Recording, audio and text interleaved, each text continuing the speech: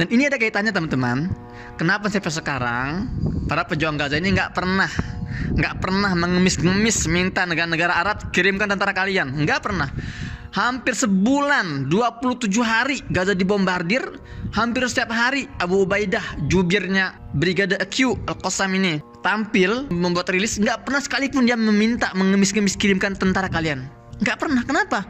Berbagai pertempuran antara para pejuang Gaza dengan musuh itu, para pejuang Gaza ini nggak pernah menurunkan lebih dari 30% kekuatannya. Sebelum Nabi Muhammad SAW meninggal, beliau menyiapkan pasukan terbaiknya di bawah pimpinan Usama bin Zaid, seorang pemuda yang ada yang menyebutkan usianya 16 tahun saat itu, dan dia membawahi, artinya memimpin paling perang muslim. Rasul kirimkan ke arah Palestina untuk menaklukkan Palestina dari tangan Romawi. Karena Nabi Muhammad SAW tahu bahwa kita mau ekspansi, kita mau membebaskan dunia, kita bebaskan dulu Palestina. Inilah kunci, inilah jantung dunia. Dan ini difahami oleh musuh-musuh kita. Ini difahami oleh Henry Campbell Bannerman itu, yang mengadakan konferensi imperial tuh. Dia tahu. Ini difahami oleh para petinggi Amerika. Ini difahami oleh para petinggi Inggris. Kalian mau kuasai dunia, kuasai jantung dunia, Palestina. Maka wajar kalau banyak bertanya-tanya, Ustadz, bagaimana cara saya membantu Palestina? Mungkin kalian diantara orang-orang yang bertanya masalah itu. Saya sudah sanggup Ustadz melihat darah di mana-mana, jenazah para syuhada, anak-anak, wanita. Saya ingin berbuat sesuatu, saya harus ngapain Ustadz? Dan saya selalu menjawab dengan jawaban yang sama. Bismillahirrahmanirrahim. Assalamualaikum warahmatullahi wabarakatuh. Masih hari yang ke-27 sejak agresi Israel, teman-teman. Ada beberapa pertanyaan yang sering sekali saya terima dan berulang-ulang ditanyakan oleh teman-teman di Indonesia. Apa yang bisa kita lakukan untuk Palestina hari ini? Saya dalam postingan sebelumnya sudah membahas alasan kenapa negara-negara di sekitar Palestina ini nggak bisa kirim pasukan. Kenapa Indonesia nggak bisa kirim pasukan? Kenapa Mesir, Yordan, Suriah nggak bisa kirim pasukan ke Palestina? Karena penjajahan Israel ke Palestina ini tidak sehari dua hari, tidak setahun 2 tahun. Ini sudah diperhitungkan sejak 1907 dalam sebuah konferensi rahasia yang namanya konferensi imperial.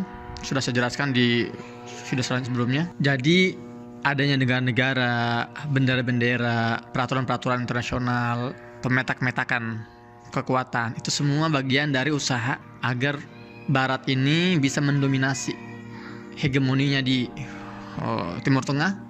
Yang artinya kalau Barat itu berhasil menguasai, berhasil meletakkan hegemoninya di Timur Tengah, di Palestina, maka tentu dia bisa menguasai, meletakkan hegemoninya di seluruh dunia. Itulah yang dimaksud dengan jantung dunia. Dalam pertemuan sebelumnya kita sudah jelaskan secara detail kenapa Palestina dinamakan jantung dunia. Karena lokasinya yang strategis, yang mengikat antara 3 benua besar, Afrika, Asia, dan Eropa.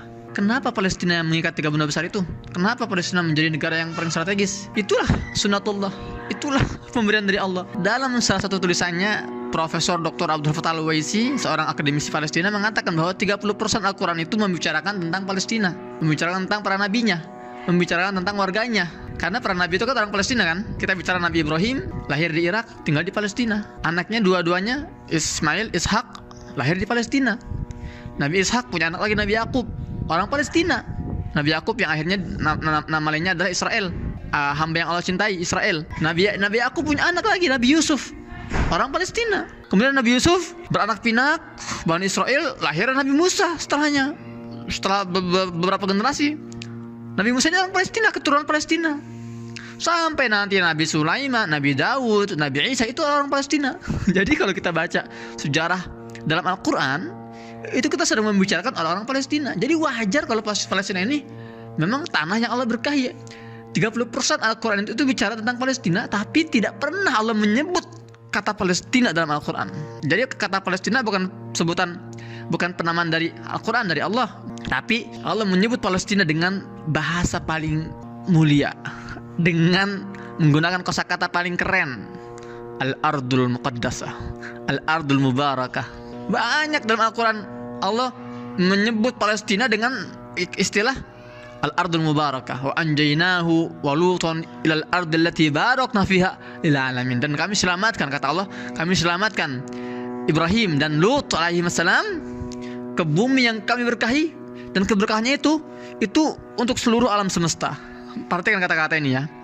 Jadi keberkahan Palestina itu dampaknya, efeknya itu untuk alam semesta. Indonesia pun, pemerintah Indonesia, warga Indonesia, kalau konsisten memperjuangkan Palestina, demi Allah akan mendapatkan keberkahannya, akan kecepratan keberkahannya. Negara manapun kalau memperjuangkan Palestina akan terkena keberkahannya. Saya tadi siang dapat testimoni kakak saya ini punya sahabatnya ini, masya Allah ya, sejak agresi Israel ke Gaza ini dia mati-matian kan. Dia itu pengusaha kecil-kecilan, kemudian dia kalau nggak salah berdagang gitu kan. Dagangan dia itu hasil jualan itu dia kirimkan untuk Palestina. Sebulan ini dia 3 kali kirim dan nggak tanggung gitu ya. Omsetnya tuh dia kirim ke Palestina, cep untuk bantu orang Gaza. Dan tadi saya dapat pesan beberapa jam yang lalu, katanya masya Allah, semenjak saya berikrar ikhlas untuk Palestina mengirimkan hasil keuntungan saya, itu rame. Dia bilang rame, nggak bisa berhenti, saya nggak bisa menangani para pelanggan gitu katanya, ya Allah. Dan itu banyak teman-teman, itu sejarah itu banyak sekali. Jadi jangan kaget kalau antum ya, kalau kalian semua totalitas dalam memperjuangkan Baitul Maqdis, Masjidil Aqsa Palestina, jangan kaget kalau Allah akan hujani kalian semua dengan keberkahan-keberkahan Palestina. Karena itu janji Allah. Alladzi barakna fiha lil alamin. Allah memberkahi Palestina untuk seluruh alam semesta. Itulah kenapa Palestina juga jantung dunia. Barang siapa yang menguasai Palestina, dia menguasai dunia. Kita lihat teman-teman, di sepanjang sejarah peradaban manusia, semua kekuatan imperium manapun di dunia yang pernah menguasai hampir separuh lebih dunia, mereka pertama kali mentargetkan Palestina sebagai wilayah yang harus dikuasai. Pada masa kejayaan misalnya Persia kuno, Persia dulu mereka menguasai Palestina, Baitul Maqdis mereka kuasai. Akhirnya mereka menguasai dunia, itulah jantung dunia. Kemudian masa kejayaan Yunani kuno misalnya, atau Asuria kuno, atau Romawi kuno.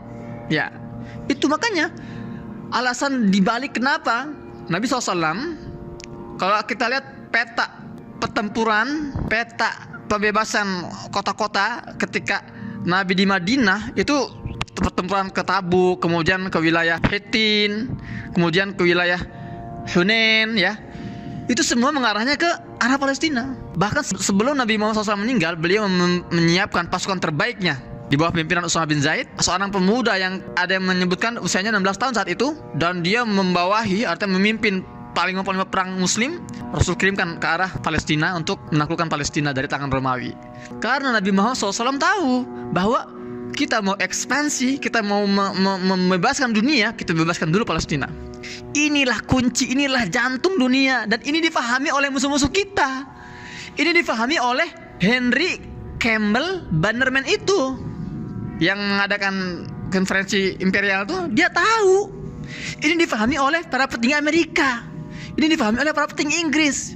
Kalian mau kuasai dunia, kuasai jantung dunia, Palestina. Ini yang sekarang sedang diperjuangkan, ini Palestina teman-teman. Makanya Allah menyebut Palestina dengan nama paling mulia dalam surat Al-Isra. A'udzubillahi minasyaitonirrajim. Bismillahirrahmanirrahim. Subhanalladzi asra bi'abdihi laila minal masjidil harami ilal masjidil aqsa alladzi barakna haulahu. Alladzi barakna haulahu. Pertama, yang surat sebelumnya al-barakna fi alamin, Allah memberkahi Palestina untuk seluruh alam. Dan dalam surat Al-Isra, tanah yang diberkahi sekitar Palestina.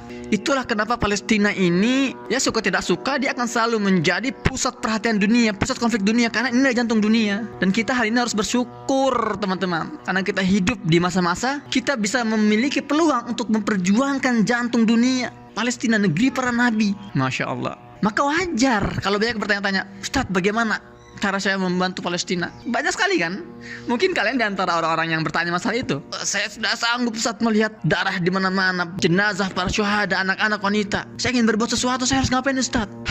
Saya sering banget ditanya pertanyaan ini di berbagai forum, dan saya selalu menjawab dengan jawaban yang sama. Saya menjawab bukan dengan ro'yu saya, bukan dengan opini saya. Ya oke lah, saya bisa berfilosofi, saya bisa mengelaborasi apa yang dibutuhkan, saya bisa berbicara tentang hal-hal yang ya bisa membantu Palestina, oke. Tapi saya selalu menjawab pertanyaan tersebut dengan sebuah pijakan yang sesuai. Saya selalu menjawab tidak dengan jawaban saya, tapi jawaban Nabi Muhammad SAW yang pernah ditanya dengan pertanyaan serupa 14 abad yang lalu.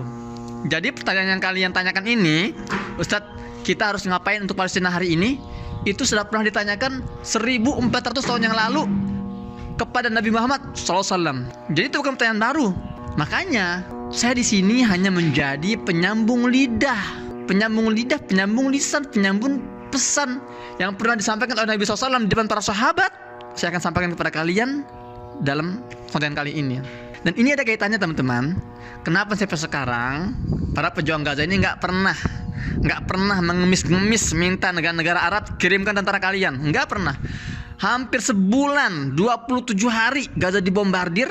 Hampir setiap hari Abu Ubaidah, jubirnya Brigade Q Al-Qassam ini tampil membuat rilis. Nggak pernah sekalipun dia meminta mengemis-ngemis kirimkan tentara kalian. Nggak pernah. Kenapa? Karena para pejuang Gaza hari ini tidak butuh tentara. Bukan itu yang dibutuhkan. Apa yang dibutuhkan? Senada dengan jawaban Nabi SAW 14 abad yang lalu. Jadi mohon maaf teman-teman nih kalau ada yang terlalu semangat, Ustaz, saya mau ke Gaza, Ustaz, saya mau angkat senjata, saya mau berjihad dengan senjata. Bro, sabar bro. Ada hal yang bisa lebih vital, yang bisa lebih strategis yang bisa Anda lakukan selain angkat senjata. Karena kabar gembiranya, Gaza ini berkali-kali masuk dalam berbagai pertempuran. Tahun 2008 pertempuran Al-Furqan 22 hari. Tahun 2012 pertempuran Hijratus Sijil 8 hari. Tahun 2014 pertempuran Al-Asul Ma'kul 50 hari. 2021 pertempuran Saiful Quds 17 hari. Berbagai pertempuran antara para pejuang Gaza dengan musuh itu. Para pejuang Gaza ini nggak pernah menurunkan lebih dari 30% kekuatannya. Jadi mereka belum menurunkan 100%. Termasuk pertempuran hari ini yang sudah masuk sebulan. Ini baru berapa persen yang diturunkan. Kapan mereka menurunkan 100%? Kalau para penjajah itu berani masuk secara masif jalur darat. Disitulah mereka akan turunkan 100%. Tapi selama ini kan serangan-serangan dari udara. Dem.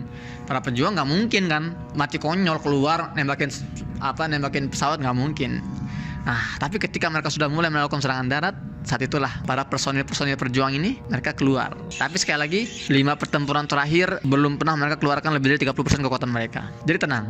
Makanya itulah kenapa sekali lagi Abu Ubaidah belum pernah meminta mengemis-ngemis tentara-tentara dunia untuk masuk ke Gaza untuk membantu pertempuran. Nggak perlu, karena mereka masih bisa menghandle. Lantas apa yang dibutuhkan? Sudah disebutkan oleh Abu Ubaidah. Kalian cek aja lah, banyak tuh sumber-sumbernya. Termasuk kalian bisa masuk ke grup Telegram Gaza Media. Di situ ada tim Gaza Media yang memberitakan faktual dan aktual tentang perkembangan perjuangan di Gaza. Ini silakan bisa kalian scan barcode-nya di sini. Oke, saya akan beralih ke 14 abad yang lalu. Sepulangnya Nabi SAW dari Isra Mi'raj. Isra Mi'raj itu kan perjalanan malam hari dari Mekah ke Baitul Maqdis, ya. Dari Baitul Maqdis Rasulullah diterbangkan ke langit ke-7. Ke Sidratul Muntaha.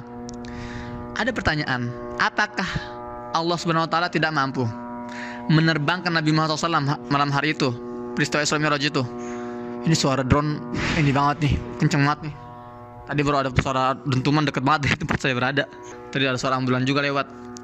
Oke, pertanyaannya adalah apakah Allah Ta'ala tidak mampu menerbangkan Nabi SAW dari Masjidil Haram langsung ke langit ke-7? Kenapa Allah mampirkan dulu dari Masjidil Haram ke Masjidil Aqsa dulu? Dari Masjidil Aqsa baru langsung naik ke langit ke-7 untuk mendapatkan perintah sholat 5 waktu, ya kan? Gitu pertanyaannya kan? Hikmahnya banyak, hikmahnya besar.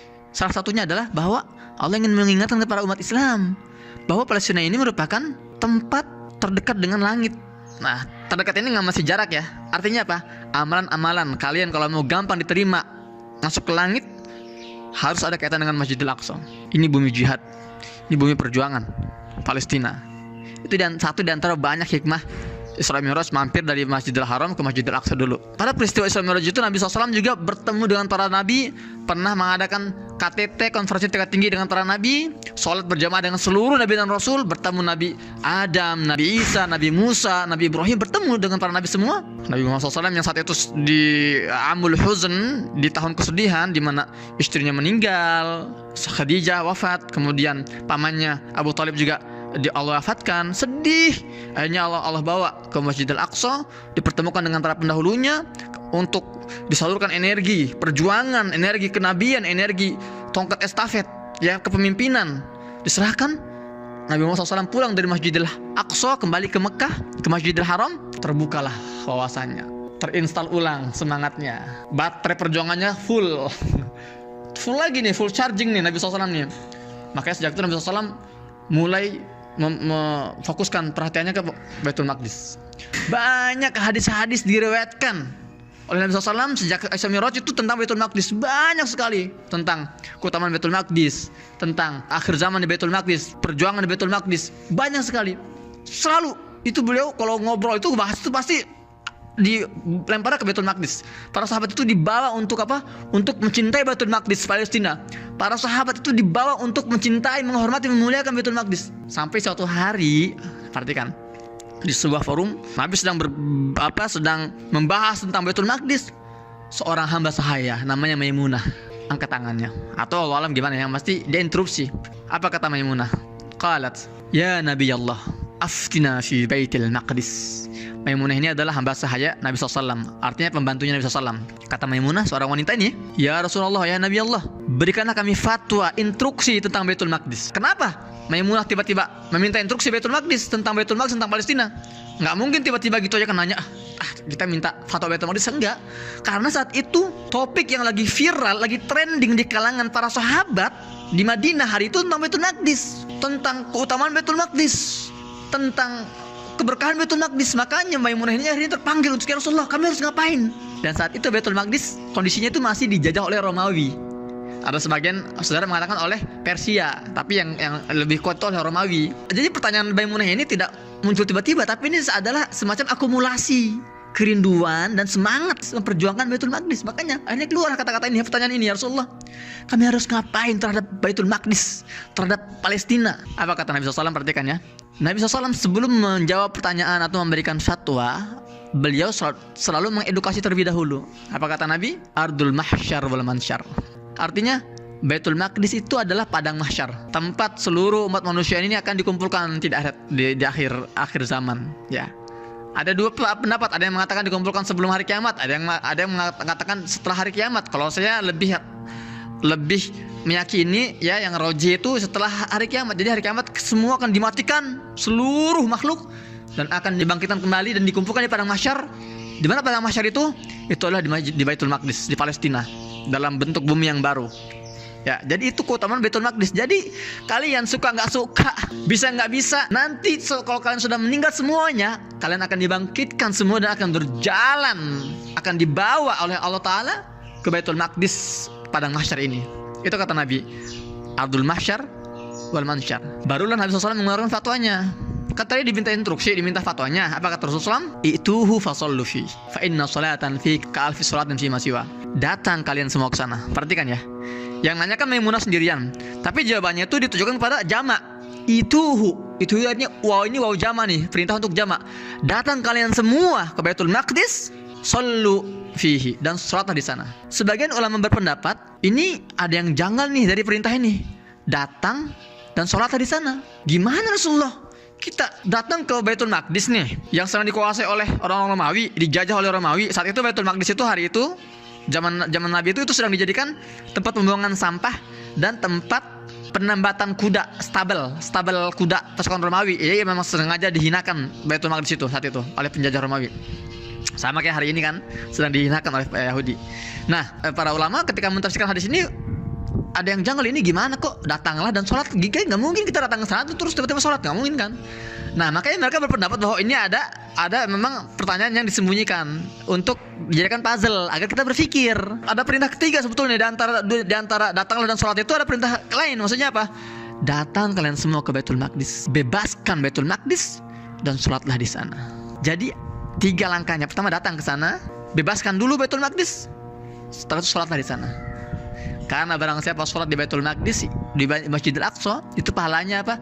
Seperti 1000 sholat di masjid biasa. Kalian 2 rakaat subuh di Baitul Maqdis itu seolah-olah sholat 2000 rakaat di Istiqlal. Pengkor tuh kaki itu, sholat 2000 rakaat. Itu keutamaannya. Tapi jelas ya kata Rasulullah apa instruksinya? Datang kalian semua ke sana ke Baitul Maqdis, bebaskan Baitul Maqdis dan sholatlah di Baitul Maqdis.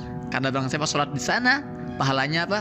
1000 kali sholat di masjid biasa. Maimunah saat itu belum puas dengan jawabannya, dibuat berpikir lagi. Apa kata Maimunah? Qalat, "Wa man lam yutiq an yatahammal ila ayati." Ya Rasulullah, bagaimana kalau kita belum mampu ya Rasulullah? Jarak kita jauh loh antara Madinah dan Baitul Maqdis jauh ribuan kilo. Kami nggak punya kendaraan, kami nggak punya transportasi, dan kami nggak punya pasukan. Kami nggak punya kekuatan ya Rasulullah. Kami masih lemah hari ini. Gimana kami mau datang ke sana, bebaskan Baitul Maqdis dan sholat di sana? Gimana caranya? Sama gak kayak kita hari ini posisinya? Sama. Kalian mau gak datang ke Baitul Maqdis Palestina? Mau gak sholat sepuasnya di Baitul Maqdis? Mau kan? Bisa gak hari ini? Nggak bisa. Oke lah, ada beberapa yang datang mengunjungi Baitul Maqdis. Wah, saya bisa sholat di Baitul Maqdis, saya bisa sholat di Masjidil Aqsa. Tapi nggak ada luasa. Semua yang datang ke Baitul Maqdis itu, yang ke Masjidil Aqsa itu harus mengikuti peraturan marbot Baitul Maqdis. Itu siapa marbotnya? Israel.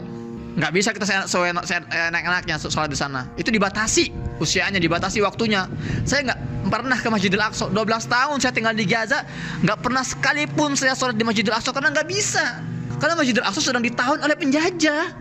Saya nggak bisa ke sana. Saya itu semua warga Gaza, 2,3 juta warga Gaza itu nggak ada yang bisa ke Masjidil Aqsa sholat di sana. Karena sedang menjadi tawanan penjajah. Makanya sama sekarang posisi kita hari ini sama dengan posisi Maimunah 14 abad yang lalu. Maka pertanyaan kita ke Nabi juga sama, ya Rasulullah.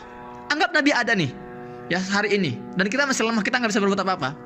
Sama pertanyaannya, Rasulullah, kita harus ngapain ya Rasulullah? Kita belum punya kekuatan, kita belum punya tentara, kita belum punya transportasi, jauh jarak kami, kita terbatas, kita masih lemah. Jadi pertanyaan kalian sudah diwakili oleh Maimunah hari itu.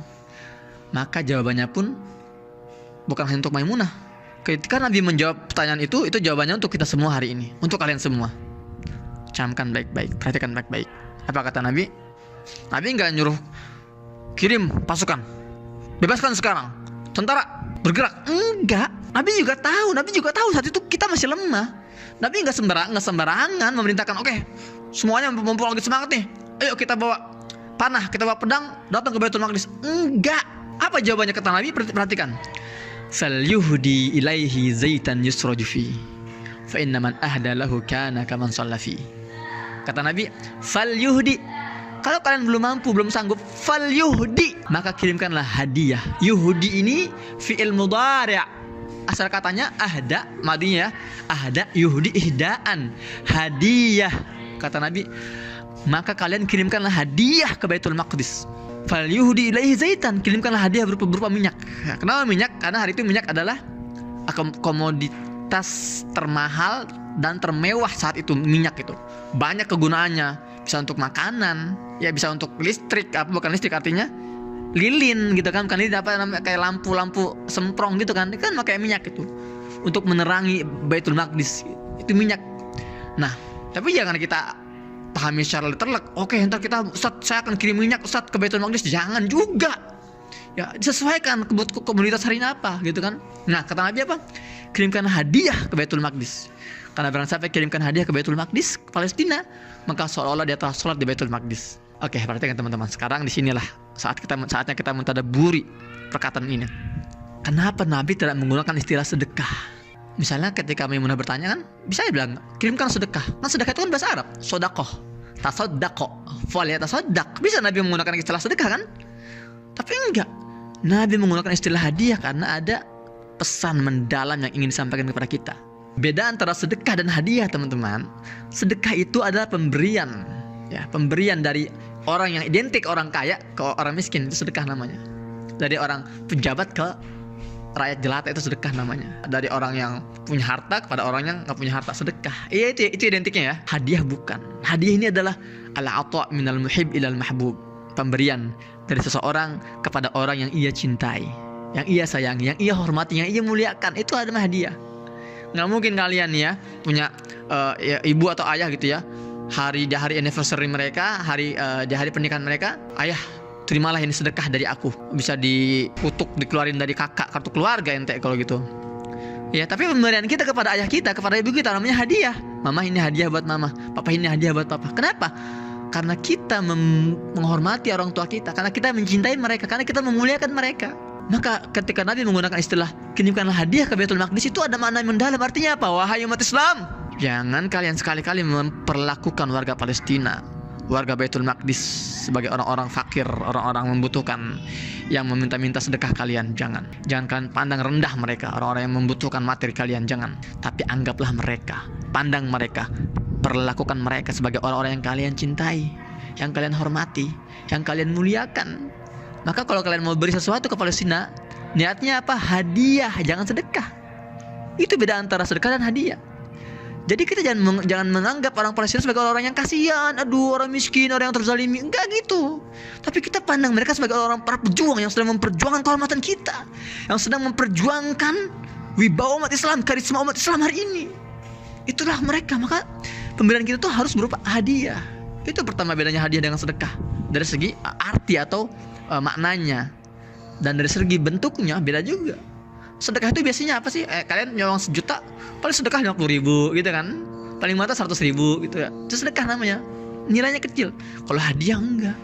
Hadiah nilainya harus maksimal. Kita nggak mungkin ngasih sesuatu kepada orang yang kita cintai, sesuatu yang sederhana gitu kan. Tapi sesuatu yang mahal, yang memang bernilai besar, itulah hadiah. Jadi mulai hari ini teman-teman ya, instruksi jelas ya, kita jangan terlalu ngotot mau ke Gaza, mau memperjuangkan angkat senjata. Nggak dibutuhkan hari ini, nggak dibutuhkan, karena para pejuang masih bisa menghandle ya berbagai aksi operasi darat yang mau masuk ke Gaza. Para pejuang masih bisa. Tapi yang diperintahkan oleh Nabi SAW adalah kirimkanlah hadiah terbaik ya. Jadi 2, pertama niatnya jangan sedekah tapi hadiah untuk Palestina, Baitul Maqdis. Setelah niatnya sudah diluruskan, nilainya pun harus diluruskan. Bismillah, saat mulai hari ini setiap bulan saya akan sisihkan 30% pemasukan saya untuk Baitul Maqdis. Keren banget itu untuk Palestina. Jangan kaget kalau antum berani punya mental seperti itu. Jangan kaget kalau antum akan dihujani keberkahan setiap harinya. Nah, seperti itu teman-teman ya. Semoga bermanfaat. Sudah kepanjangan saya ngomong. Sampai jumpa di konten selanjutnya bersama saya Muhammad Hussein di Jalur Gaza. Oh ya, hari ini saya belum bisa keluar karena ternyata nama saya belum masuk di barter.